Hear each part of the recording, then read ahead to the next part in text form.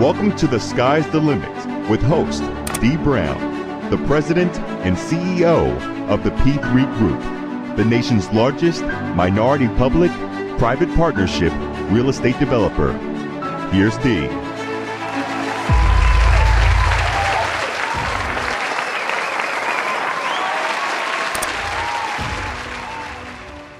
Joining me on this episode of The Sky's the Limit is Niya Blair Hackworth. Naya is a compassionate, strategic, and experienced diversity and inclusion thought leader and educator. She has committed her life to guiding and supporting individuals and organizations with their intercultural competence, as well as fostering communities of belonging. After spending over a decade working at higher education institutions, Blair Hackworth joined the NCAA Office of Inclusion in August 2019. She is also the founder and principal consultant at 184 Ross Coaching and Consulting. Ladies and gentlemen, please welcome Niya Blair Hackworth to The Sky's the Limit. Niya, I'm so happy to have you on the show today. Thank you. I'm excited to be here. Thanks. Yeah, thank you so much. You have a really interesting background, and I really want to get into some of the details, so let's just jump right into it. Now, your background, both educationally and professionally, showed that you have a commitment to diversity, equity, and inclusion. Tell me a little bit of why you're so compassionate about this area.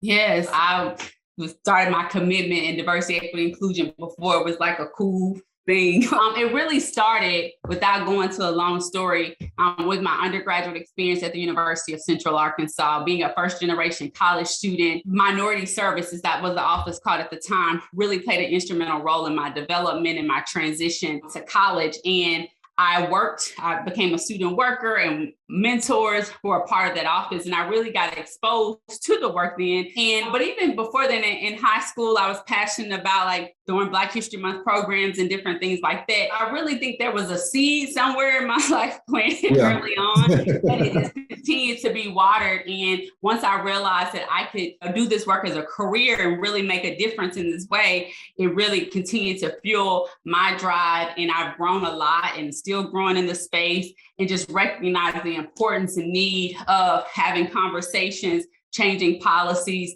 thinking about more opportunities, and thinking about things in a more inclusive way. But you started off majoring in English, right? And so then you transitioned, obviously during your educational journey, into the DEI space. So were there some classes or things that occurred in college that kind of transitioned you from English to this DEI professional career?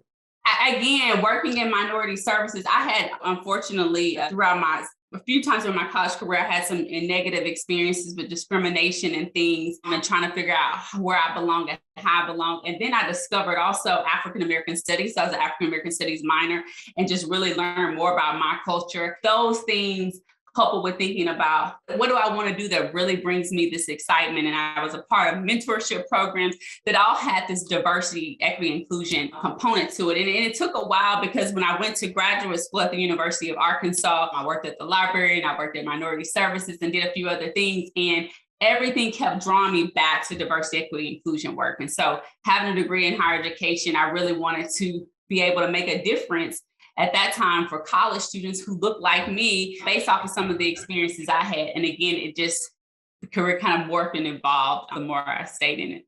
Since college, you've had a number of positions in higher education in the multicultural area, as well as diversity, equity, and inclusion. And so over your career, 3 universities that you worked at in these areas. Tell me a little bit about your previous professional experience in this area and how that prepared you to take the lead at the NCAA Office of Inclusion. I started out my career at LSU, working in African American Culture Center. And so being able to, again, create programs and initiatives that support African American students, but also that educate at the campus about African American culture. And so that's where I really honed my skills and grew with some phenomenal mentors who I had the opportunity to work with. And then after spending a few years there, then I went back to my home state, Arkansas State, and was able to kind of revamp their multicultural center there and work with non-traditional students. And I helped revamp a program called A-State Connection that they still do today. They help recruit minority students and telling minority students about college, and particularly Arkansas State University, and being able to help non-traditional students, older students, be able to be successful in college and feel like they belong in the space as well. And being able to support minority male program. So at Arkansas State, there was a program, a male program, as well as a female program that really helped, again, African-American students at the time with their academic development, personal development, and mentorship. So those were great experiences. And then I moved to Houston and was the inaugural director at the University of Houston, where still a career high for me, was able to create a department from scratch with some awesome team. We were doing some phenomenal work for the entire campus, creating trainings, programs, supporting Black, Brown students, our LGBTQ population, women. And so being able to do that work on a larger level and make contributions campus-wide was really helpful. And so when you think about all those experiences that I had in these 3 different institutions, when I thought about like, what's the next thing I want to do in my career, I knew it wanted to be in diversity, equity, inclusion, but I wasn't sure, like, do I want to get out of higher ed? Do I want to stay in higher ed? And because higher ed is very important to me, and again, where I started my career, I felt like being able to work at the NCAA supporting student athletes, another population that doesn't always get the support holistically, thinking about their identities outside of the student. And then I'm like, okay, I can marry that piece of working on a college campus, understanding how college campus works, as well as athletics. I had some experiences at LSU and at University of Houston collaborating with athletics, but being able to support so many student athletes on such a large level and being able to support those who teach and lead them as well at the Office of Inclusion. And it really was a great transition and was a great opportunity for me to take my past experiences as well as develop some new experiences by being now the director in the Office of Inclusion at the NCAA. I think now more than ever before, everyone realized the importance of the work that you're doing in this very critical area. And so it's people like you that are really making an impact and a difference on the world as a whole to make it a better place and more inclusive workspaces and overall. Now at the NCAA, are there any key initiatives that you're working on there? Yeah, well, one, thank you for saying that. I really appreciate that. Oh, you're welcome. And it's all accurate. We're working on a lot of things within the Office of Inclusion. We're supporting student athletes in terms of helping them recognize their voice and utilize their voice. So developing a resource for student athletes around activism. We have a new designation within our different athletic departments and conference offices. It's called ADID. So it's the Athletics Diversity Inclusion Designee. And this person helps with diversity, equity, inclusion initiatives on the campuses, working with student athletes. So creating resources and opportunities for them. We're also continuing to support and elevate our efforts around supporting our HBCUs. And so I recently partnered with our leadership development department to help us launch a mentoring program called Arise, where we're partnering with the Athleta Foundation. So we have a lot of key initiatives, and those are things just within my wheelhouse. Also creating a diversity resource guide for the membership as well. So we have a lot of different things that we're trying to do to continue to support student athletes, coaches, and administrators. Now, obviously that's a big job, a challenging job that you have. What are you seeing as the biggest challenges in the DEI space right now? I think the biggest challenge overall in the DEI space is there's so much to do. And, right. Oftentimes there are not a lot of people within departments able to do it. And so you're trying to manage multiple things. And then also be able to recognize that you can't do everything. And in some elements you feel like you're behind. And the biggest challenge is realizing, like, what can you do? Because there's so much to be done, and making those hard decisions to figure out what that looks like. Right, establishing the priorities so that you can get caught up with trying to do so many different things that you won't get anything accomplished. So you have to set those priorities. And I guess your passion for the space led to you founding and becoming the principal consultant at 184 Ross Coaching and Consulting, LLC. And obviously you're still doing work in the DEI space with your consulting firm. Tell me a little bit about the company and the type of work you're doing there. Yeah, thank you. So I've been a consultant for about 7 or 8 years now, and the company is named after a street I grew up on, a tribute to my great grandmother and the elders who, that community of people who raised me and helped me realize the importance of community and belonging and the value of that, as well as religion and all of those different things. And so at 184 Ross Coaching and Consulting, we provide coaching and training, intercultural development training, using the IDI, the Intercultural Development Inventory, for organizations and individuals who want to increase their intercultural competence. We provide small and large group training for organizations as well as higher education institutions. And we help organizations with diversity, equity, inclusion, strategic planning. And so there's a team of individuals that are part of a company, and we work really hard to advance the work within the DEI space. Now, in addition to all the work that you're doing, you worked in the minority male leadership space, and that's obviously a very critical space, especially for male athletes of color. Talk to me more about what you've done and accomplished in this area. Yes. So I haven't had a chance to create or work with a minority male program with some student athletes, but at my time at Arkansas State and at the University of Houston, was able to work with programs specifically targeting African Americans or African American and Hispanic males and biracial males as well, helping them again, either there are three components. One, with their academics, making sure that they're successful in the classroom, they have the tools and the resources that they needed, and being able to provide those things to them, because sometimes our male students are not always seeking out those resources. And so being able to meet them where they're at and bring those opportunities and make them aware of those opportunities, and then connecting them to community. And so what does that look like? For some students, this is their first time going to college, and they're trying to find their place, and they're trying to find out where they belong. And then even when they're there, they're going through so many different parts of development, right? That we all have in our lives. And so being able to pair them with their peer mentors to help them make that transition in school and be successful. But then the other piece is connecting them with a mentor in their profession. So helping them think about, what is your long-term goal? When you graduate, what's the plan?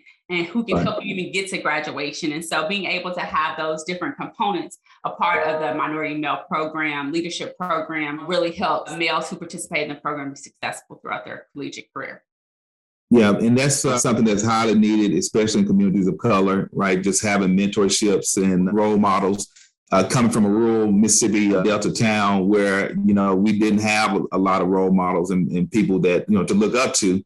And so it's a challenge when you have to go out, first generation college student, and you don't have anyone to ask all of these questions that you have. You can't, you don't know where to go for answers because there's no one that really have had that experience that can give those answers to you. So again, that's really great work that you're doing. You host a number of workshops and forums, one of which is entitled Intent versus Impact. That particular workshop, as I understand, was really designed to bring awareness to how biases impact individuals, both consciously and unconsciously. Talk to me more about that workshop and what your goals are with it. Yeah, thank you. That workshop, it started a little bit during my time at the University of Houston, but through my consulting company, 184 Ross Coaching and Consulting, we also do a version, an iteration of that. And it's really talking about microaggressions. And so microaggressions are subtle insults, harmful things that happen to people who are from minoritized backgrounds tend to be. And so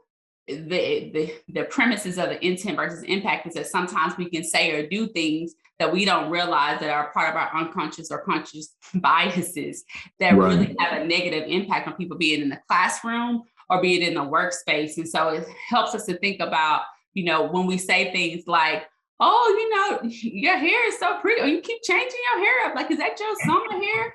I've had those different things said to me, and those could be slight points of a microaggression. So your intent may be to say like, oh, Naya was just a compliment. But then are you complimenting, and how are you saying that to other people who maybe not change their hair up, as often? And that's a little, that's a small one, but it's one that I know as an African-American female has impacted me a lot. And so the point again of that workshop opportunity is to help us to be more aware of how our biases that we may not even realize can come across as negative and hurtful. And when a person continues to experience that, Cullen, who does some of this work on microaggressions, talk about it's a pile-on principle, and people will pop. It can have, long-lasting impacts.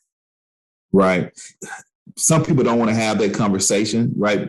Because they feel that they're being attacked when you call their attention to words or actions that do have these impacts and consequences and do send out signals of racial biases and prejudices. It's a tough conversation to have. I think even now in this country, a lot of people still run from that conversation, but it's one that's very important and one that needs to be had. And so in light of everything that's been going on over the last couple of years with COVID-19, recent racial issues in the country, and the mental health impact that both COVID-19 and the separation from our normal activities have had. How have you seen that impact the student athlete, and what type of steps are you all taking at NCAA to help combat the problems that have stemmed from all of this?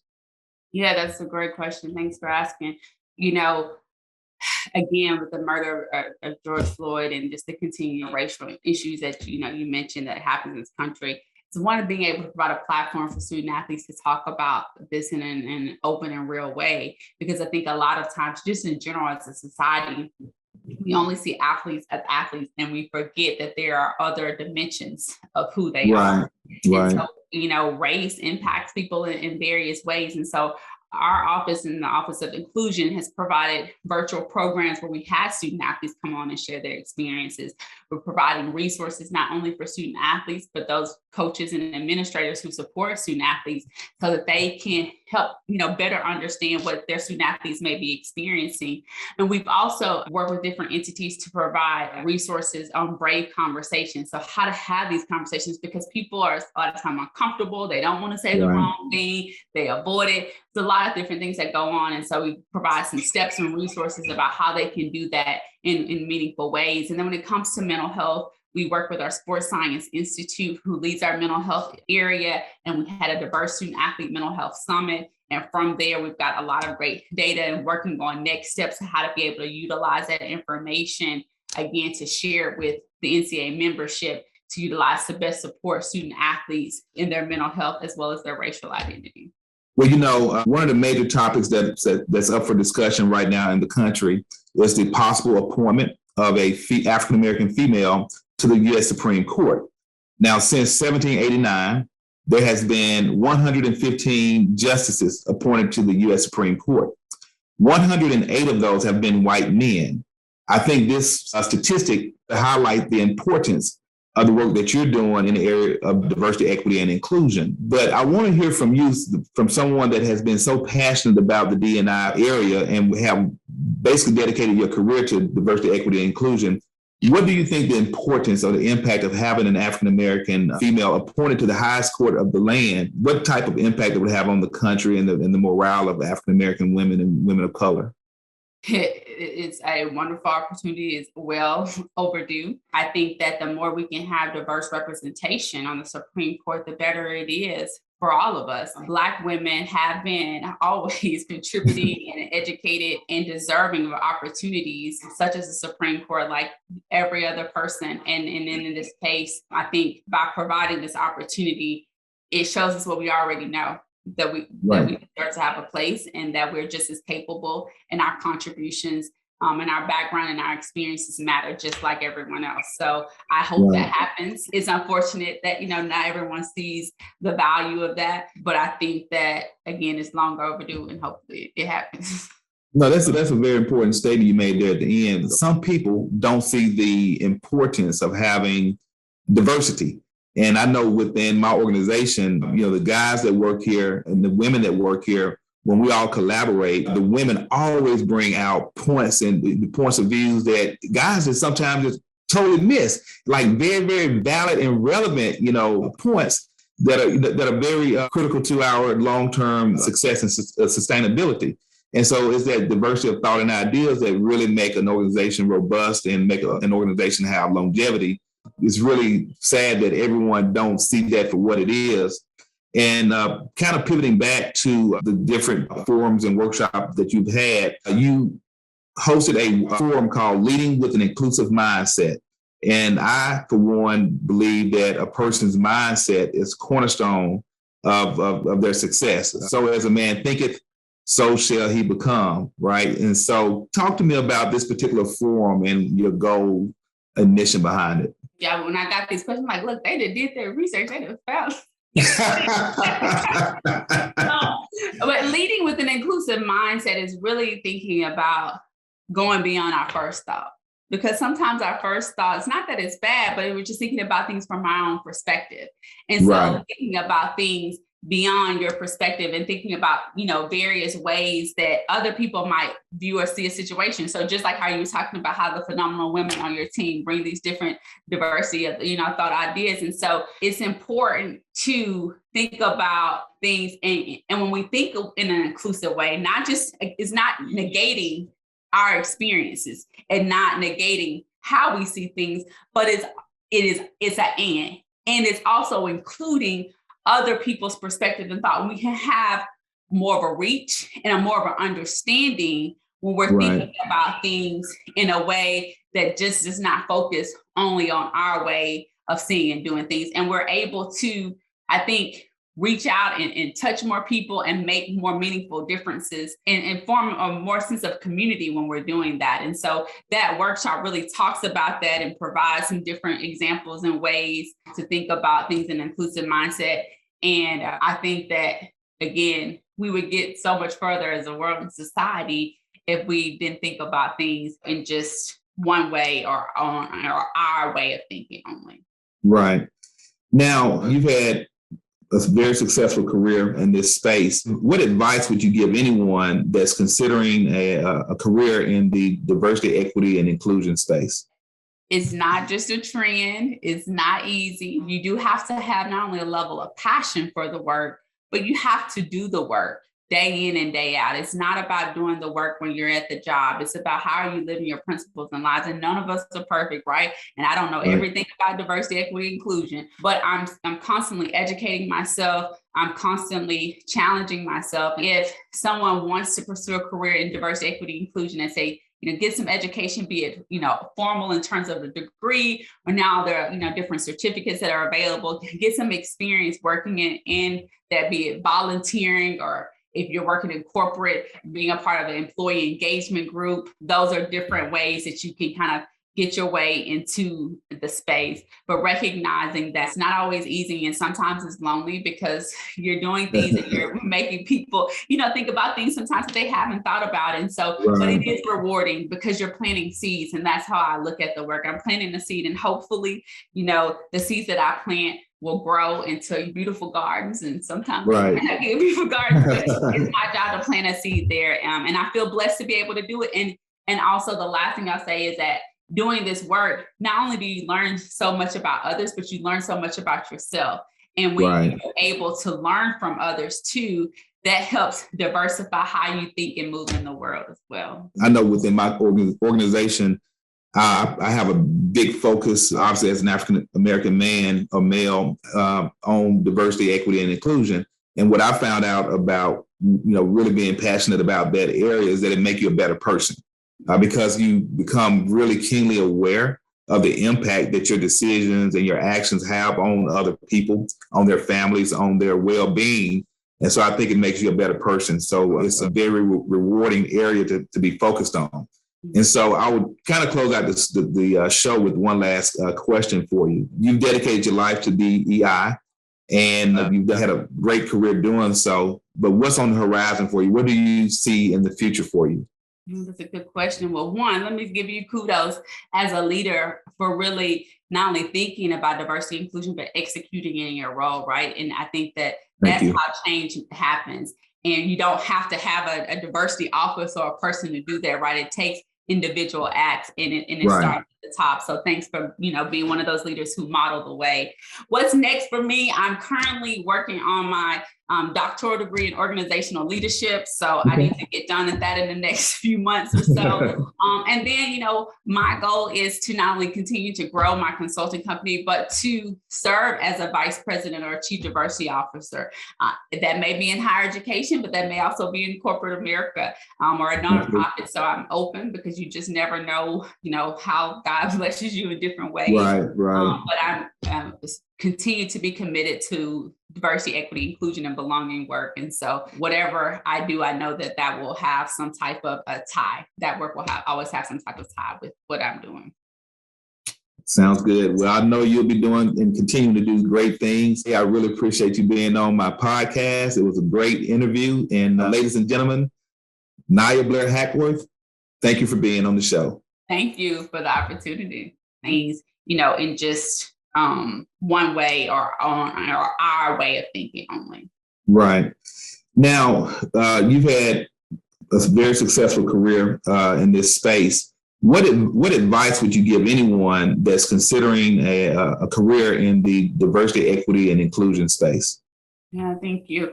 I think one, that is not just a trend, it's not easy. You do have to have not only a level of passion for the work, but you have to do the work day in and day out. It's not about doing the work when you're at the job. It's about how are you living your principles and lives. And none of us are perfect, right? And I don't know everything about diversity, equity, inclusion, but I'm constantly educating myself. I'm constantly challenging myself. And so, if someone wants to pursue a career in diversity, equity, inclusion, and say, get some education, be it, formal in terms of a degree, or now there are, different certificates that are available, get some experience working in that, be it volunteering, or if you're working in corporate, being a part of an employee engagement group. Those are different ways that you can kind of get your way into the space, but recognizing that it's not always easy, and sometimes it's lonely because you're doing things and you're making people, think about things sometimes that they haven't thought about. And so, but it is rewarding because you're planting seeds, and that's how I look at the work. I'm planting a seed, and hopefully, the seeds that I plant will grow into, beautiful gardens. And sometimes I get beautiful gardens, but it's my job to plant a seed there. And I feel blessed to be able to do it. And also the last thing I'll say is that doing this work, not only do you learn so much about others, but you learn so much about yourself. And when you're able to learn from others too, that helps diversify how you think and move in the world as well. Right. I believe that I know within my organization, I have a big focus, obviously as an African-American man or male, on diversity, equity, and inclusion. And what I found out about, really being passionate about that area is that it makes you a better person because you become really keenly aware of the impact that your decisions and your actions have on other people, on their families, on their well-being. And so I think it makes you a better person. So it's a very rewarding area to be focused on. And so I would kind of close out the show with one last question for you. You've dedicated your life to DEI. And you've done had a great career doing so. But what's on the horizon for you? What do you see in the future for you? That's a good question. Well, one, let me give you kudos as a leader for really not only thinking about diversity and inclusion, but executing in your role, right? And I think that's how change happens. And you don't have to have a diversity office or a person to do that, right? It takes individual acts and it starts at the top. So thanks for, being one of those leaders who model the way. What's next for me? I'm currently working on my doctoral degree in organizational leadership. So I need to get done at that in the next few months or so. And then, my goal is to not only continue to grow my consulting company, but to serve as a vice president or a chief diversity officer. That may be in higher education, but that may also be in corporate America or a nonprofit. So I'm open because you just never know, how God blesses you in different ways. Right. But I'm continue to be committed to diversity, equity, inclusion, and belonging work. And so whatever I do, I know that will have some type of a tie. That work will always have some type of tie with what I'm doing. Sounds good. Well, I know you'll be doing and continue to do great things. Naya, I really appreciate you being on my podcast. It was a great interview. And ladies and gentlemen, Niya Blair Hackworth, thank you for being on the show. Thank you for the opportunity. The P3 Group is a proud supporter of HBCUs. We recognize the value of our HBCUs that have filled the educational gap for communities of color for more than a century. As one of the nation's leading real estate development firms, we recognize that the real value of building community is in empowering its people. We are the P3 Group. Design, build, finance. You can bank on us. This has been The Sky's the Limit with Dee Brown. To find out more about Dee, go to DeeBrownCEO.com. P3group.com or Google Dee Brown CEO. And to connect with the P3 Group, check out the P3GroupInc.com. The Sky's the Limit is a production of Self-Made Dee Brown CEO.